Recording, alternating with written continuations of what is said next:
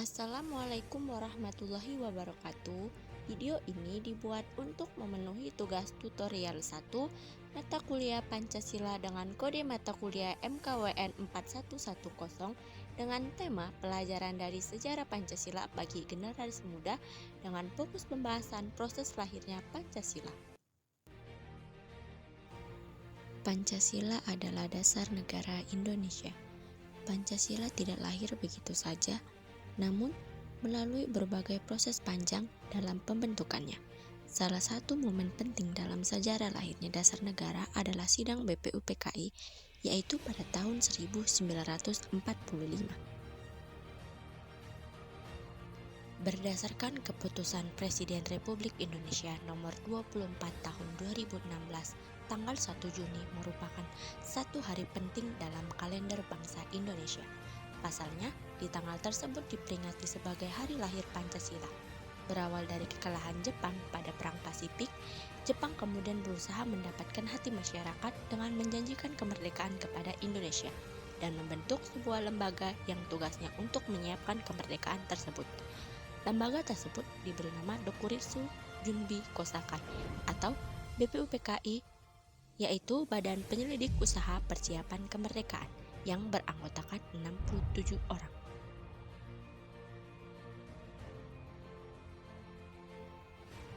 Dalam upaya merumuskan dasar negara Republik Indonesia, BPUPKI menggelar sidang pertamanya pada tanggal 29 Mei 1945 sampai dengan 1 Juni 1945 yang diadakan di Gedung Cho Sanglin yang sekarang menjadi Gedung Pancasila.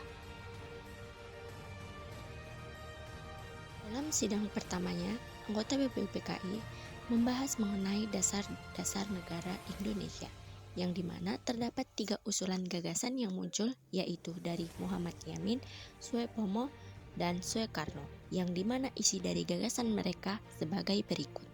Di pertama sidang pada tanggal 29 Mei, Muhammad Yamin menyampaikan usulannya tentang gagasan dasar negara, yang dimana isinya adalah ketuhanan yang Maha Esa, kebangsaan persatuan Indonesia, rasa kemanusiaan yang adil dan beradab, kerakyatan yang dipimpin oleh hikmat kebijaksanaan dalam permusyawaratan perwakilan, keadilan sosial bagi seluruh rakyat Indonesia. Lalu, pada hari ketiga sidang pada tanggal 31 Mei, Supomo menyampaikan usulannya tentang gagasan dasar negara, yaitu persatuan, kekeluargaan, keseimbangan lahir dan batin, musyawarah, keadilan rakyat. Kemudian, pada tanggal 1 Juni tahun 1945, Ir Soekarno mendapatkan giliran menyampaikan gagasannya yang mengenai dasar-dasar bagi Indonesia merdeka. Pertama-tama, ia memaparkan dasar-dasar Indonesia merdeka sebagaimana yang diminta oleh Ketua BPUPKI yang dianggap belum dibahas secara jelas oleh para pembicara sebelumnya. Berikut gagasan pendapat menurut Ir Soekarno.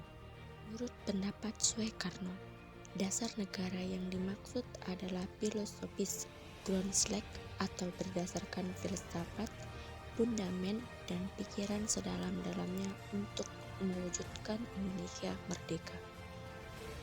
Berdasarkan dari pengantar pembukaan pidato 1 Juni 1945 tersebut, Soekarno kemudian menyampaikan dasar negara Indonesia yang pada akhir pidatonya diberi nama Pancasila. Dasar pertama ialah dasar kebangsaan.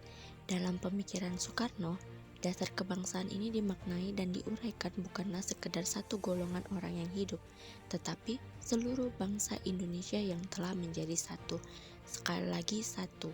Oleh karena itu, dasar negara yang pertama disebut kebangsaan Indonesia, kebangsaan Indonesia yang bulat. Dasar kedua, internasionalisme. Menurut Soekarno, internasionalisme yang dimaksud ialah internasional yang berakar dari buminya nasionalisme. Prinsip ini untuk berupaya bergandengan erat satu sama lain. Dasar ketiga, mufakat, dasar perwakilan, dasar permusyawaratan. Menurut Soekarno, negara Indonesia bukan negara satu, negara untuk satu orang. bukan negara satu negara untuk satu golongan, tetapi mendirikan negara semua buat semua, satu buat semua, semua buat satu. Oleh karena itu, syarat mutlak untuk kuatnya negara Indonesia yang merdeka ialah permusyawaratan perwakilan. Dasar keempat, kesejahteraan. Pengertian ini dimaksudkan tidak boleh ada kemiskinan di dalam Indonesia merdeka. Kemudian, Soekarno meringkas keempat prinsip dasar negara tersebut, yaitu kebangsaan Indonesia, internasionalisme atau peri kemanusiaan, mufakat atau demokrasi, dan kesejahteraan sosial. Dasar kelima dalam menyusun Indonesia merdeka dengan bertakwa kepada Tuhan Yang Maha Esa. Oleh Soekarno, prinsip kelima tersebut disebut ketuhanan. Menurut Soekarno, maksud dari prinsip ini ialah bukan saja bangsa Indonesia bertuhan, tetapi masing-masing orang Indonesia hendaknya bertuhan, Tuhannya sendiri. Selain itu, Soekarno menambahkan bahwa hendaknya negara Indonesia ialah negara yang tiap-tiap orangnya dapat menyembah Tuhannya dengan cara yang leluasa.